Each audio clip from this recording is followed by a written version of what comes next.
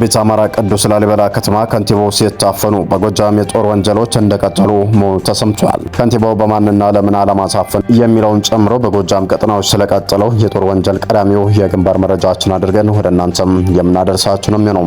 በሌላ በኩል የፋኖ ኃይሎች በቆቦ ግንባር ምሽጉን በሌሊት በመቆጣጠር ያገዛዙ ወታደሮች ላይ ከፍተኛ ኪሳራ በማድረስ ልዩ ወታደራዊ ድል ተጎናጽፈዋል። በግንባሩ ወታደራዊ ገዥ መሬት ለመያዝ ከፍተኛ ኃይሉን ይዞ የተንቀሳቀሰው ያገዛዙ ጦር በፋኖ ከበባ ውስጥ ገብቶ ክፉኛም ተመቷል። በጎንደርና በሸዋ ግንባሮች አዳዲስ የውጊያ ግንባሮች ተከፍተዋል። ሌላኛው የግንባር መረጃችን ነው የሚሆነው። የህወሓት ጀነራሎች እኛ 4 ኪሎ ወልቃይት ነው ብለዋል።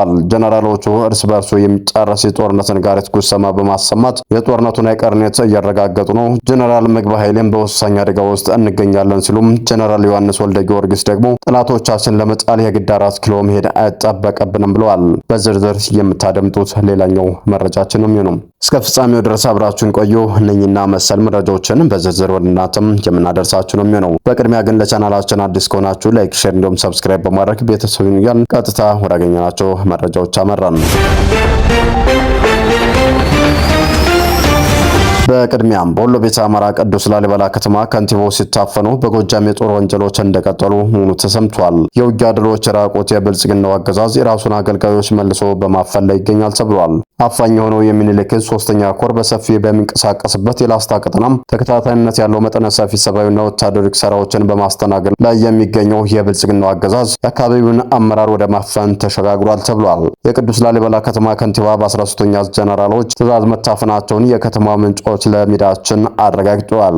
የከተማዋ ከንቲባ አቶ መሳይ ወዳጀ በጀነራሎቹ ትዕዛዝ የታፈኑት ሐምሌ 10 ቀን መሆኑን የጠቆሙት ምንጮቻችን ከንቲባው በአሁኑ ሰዓት በቅዱስ ላሊበላ ከተማ ውስጥ በሚገኘው የ13ኛ ወታደር ካምፕ ውስጥ እንደሚገኙም ተጠቁሟል። እኚህ የብልጽግና አገልጋይ የሆኑት ሹማምንት በወታደራዊ አመራሮች ትዕዛዝ በቁጥጥር ስር እየዋሉት ከፋኖ ኃይሎች ጋር ግንኙነት አላቸው ወይም አለ በሚል እንደሆነም የመረጃ ምንጮቻችን ጠቁሟል።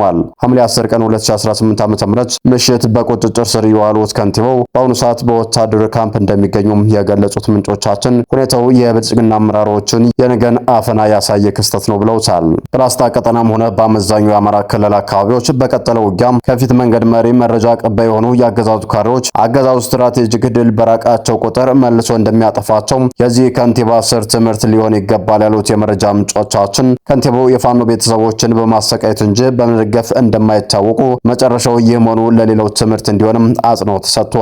ይህ በእንዲህ እንዳለ በጎጃም በብልጽግናው አገዛዝ የሚፈጸሙ የጦር ወንጀሎች እንደቀጠሉ መሆናቸው ተሰምቷል። በምስራቅ ጎጃም ደባይ ጭላት ግን ወረዳም በደረሰ የመድፍ ጥቃት በመኖሪያ ቤት የነበሩ ንጹሃን ሕይወታቸው ማለፉን ከአካባቢው ያገኘናቸው ምንጮቻችን አረጋግጠዋል። ቅዳሜ ሐምሌ 11 ቀን 2018 ዓ.ም በደባይ ጭላት ግን ወረዳ ደብረ ኢየሱስ ታዳጊ ከተማ በተፈጸመ የመድፍ ድብደባ ሰራዊቱ በእውቀት የተባለች 19 ዓመት ወጣት ሕይወቷ ሲያልፍ ታናሽ ወንድሟ አማን በእውቀት ከባድ ቁስለኛ መሆኑን ከቅርብ የቤተሰብ ምንጮች የወጣው መረጃም አመላክቷል። እናታቸው ወይዘሮ ታገኝ ገደፈውና ጎረቤታቸው የ79 ዓመት መነኩሴ እንዲሁም ከባድ ቁስለኛ ሲሆኑ የ13 ዓመቱ ታዳጊ አብራም ጌታቸው በጨዋታ ላይ ያለ ቆስሎ በሕክምና ላይ እንደሚገኝም ተመላክቷል። ህዝብ በአንድ አደባባይ በሚውልበት የገበያ ቀን በደብረ ከተማ የብልጽግናው ሰራዊት የ6ኛ 602ኛ ኮር በደባይ ጭላት ግን ወረዳ በህዝብ ላይ በከፈተው ተኩስ ቁጥራቸው በውል ያልታወቀ ንጹሃን ህይወታቸውንም ቀጥፈዋል።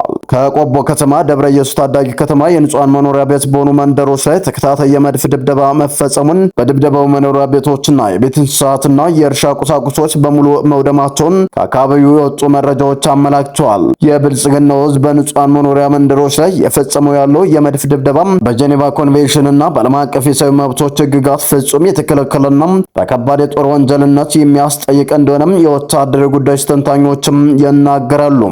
ይህ በእንዲህ እንዳለ የህወሓት ጀነራሎች እርስ በርሱ የሚጫረስ የጦርነት ነጋሪት ጉሰማ በማሰማት የጦርነቱን አይቀሬነት እያረጋገጡም ነው። ጀነራል ምግባይ ኃይሌ በወሳኝ አደጋ ውስጥ እንገኛለን ሲሉ፣ ጀነራል ዮሐንስ ወልደ ጊዮርጊስ ደግሞ ጠላቶቻችን ለመጣል የግድ 4 ኪሎ መሄድ አይጠበቅብንም ብለዋል። በህወሓትና በብልጽግናው አገዛዝ መካከል የቀጠለው የቃላት ጦርነት በሰሜን ኢትዮጵያ ተጨማሪ ጦርነትን እያመጣ መሆኑን በየዕለቱ ማረጋገጫ የሚሰጥበት ጉዳይ ሆኗል።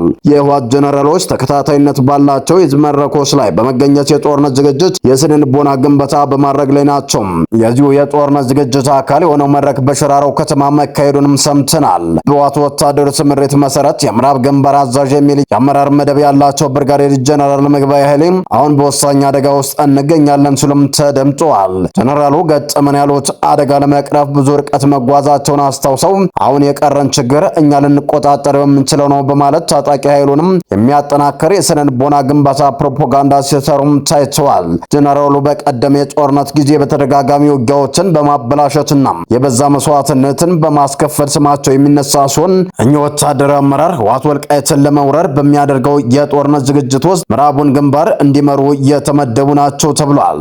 ወደ ወልቃይት የሚገባውና ወደ ሱዳኑ የሚመጣውን ኃይልም የሚቆጣጠሩት ጀነራል ምግባይ ኃይሌ በሰሜን ምዕራብ ትግራይና አካባቢው ለሽሬ ቀጠና ለታጣቂዎች የሚደረገው ድጋፍ ተጠናክሮ እንዲቀጥል ለህዝቡ ጥሪ ሲያቀርቡም ተደምጧል። በዚሁ የታጣቂ ኃይሉና የህዝብ መድረክ ስብሰባ ህወሓት ዘመቻ መከተ ሲል ለሚጠራው የጦርነት ዝግጅት የቃል ኪዳን ውል እንዳደሰ ነው በመረጃው ላይ የተመላከተው።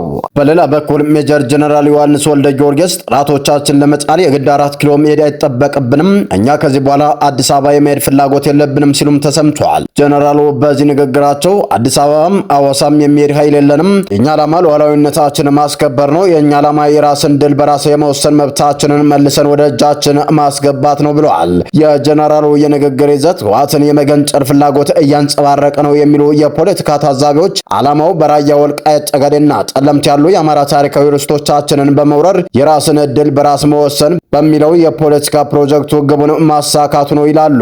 ጀነራሉ የዘረዘሩት አደገኛ ዓላማ ለማሳካት በሚያደርጉት ጥረት ላይ እንቅፋት ይሆናል ባሉት አካል ላይ ጦርነት እንደሚከፍቱም አመላክተዋል። ብልጽግናን ለመጫል የግድ 4 ኪሎ ሜድ እንደሌለባቸው የገለጹት የህወሓቱ ጀነራል ጠላት ያሉትን ለመጫል ስራዎችን እንደምንሰራ ሁላችንም ልናውቅ ይገባል ብለዋል። አክለውም ለዚህ ተልዕኮ ራሳችን አብቅተን መዘጋጀት አለብን ብለዋል። እነዚህ ጠላቶቻችን ካላስወገን ሰላም አናገኝም ብለዋል። ከዚህ ጋር ተያይዞም ህወሓት በደቡብና ደቡብ ምስራቅ ትግራይ በተለይም በወሎ ቤተ አማራ፣ በሰሜን ወሎ አዋሳኝና በዋግምራ አዋሳኝ አካባቢዎች ከፍተኛ የጦር እንቅስቃሴና የቦታ ቀየራ እያደረገ መሆኑ ተሰምቷል። ወሎ ቤተ አማራ፣ ዋግምራ ዞን አበርገሌ፣ ዛታ፣ ወፍላና መሆኒ መስመሮች መጠነ ሰፊ የሰራዊት ሽግሽግ ተደርጓል ተብሏል። አርሚ 26 ከአበርገሌ ተነስቶ ወደ ዛታ ለማለፍ በመንቀሳቀስ ላይ ነው ተብሏል። አርሚው በሳምሪ ግንባር መሽገው የነበሩ ታጣቂዎችን ሙሉ በሙሉ በመጠቅለል ወደ ዛታ ማዕከል የማዘዋወሩ ሂደት ስልታዊ ወታደራዊ ሽግሽግ እንደሆነም በመረጃው ላይ ተመላክቷል።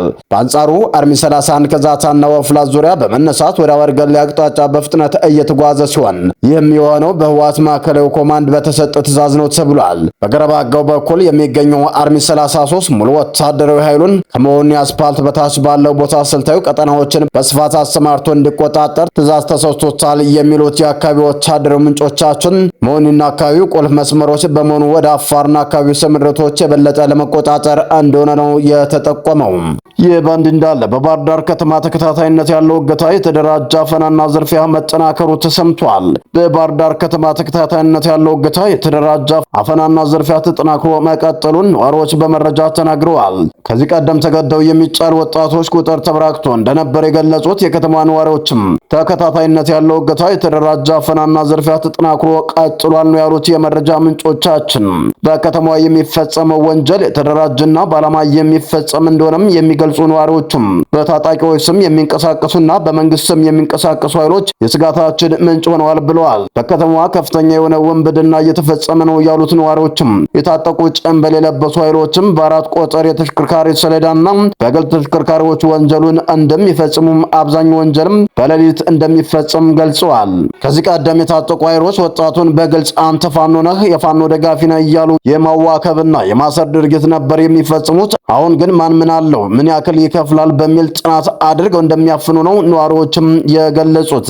የታጠቁ የመንግስት ኃይሎችና ከመንግስት ኃይሎች ጋር ግንኙነት ያላቸው የተደራጁ ዘራፊዎች የሀብት ምንጭ ያደረጉትን የንጹሃን ዘረፋና እገታ በተለይም ሌሊት ላይ ቤት ሰብረው እየገቡ እንደሚፈጽሙት ነው የተጠቆመው። በመንግስት ተፈልጋለ እያሉ አፍነው እየወሰዱ ገንዘብ እየተቀበሉ ብሎም ግድያ እየፈጸሙ ነው የሚሉት የባህር ዳር ምንጮቻችን ግድያ ተፈጽሞባቸው ሲደርስባቸው መንገድ ላይ የሚጫሉ ወጣቶች አካላቸው ተቆራርጦ መታየቱም የህዝቡን ስነ ልቦና ለመስበር ያለመ እንደሆነም አስተያየታቸውንም ሰጥተዋል። ባህር ዳር ከተማ ላይ ህዝቡ በሰላም ወጥቶ በሰላም መግባት አልቻለም የሚሉ ነዋሪዎችም ፋኖም ሆነ መንግስት ሊያድነን አልቻለም፣ እኛም ልጆቻችንም እየታገትን እየታፈን ነው በማለት መራር እውነታቸውንም ለሚዲያችንም ገልጸዋል። በከተማ በዚህ ሳምንት ብቻ 6 ሰዎች መታገታቸውን ህዝቡን ከፍተኛ ስጋት ውስጥ እንደከተተው የጠቆሙት ነዋሪዎቹ አቤት የምንልበት አካል የለም ሲሉ ማማረራቸውንም ገልጸዋል። ሰላም ጤና ይስጥልን። የተወደዳችሁና የተከበራችሁ የሚዲያችን ቤተሰቦች ለሰዓቱ የነበሩን መረጃዎች እነዚህን ይመስሉ ነበር። በሌላ መረጃዎች እስከምንገናኝ በያላችሁበት ሰላም ቆዩልን።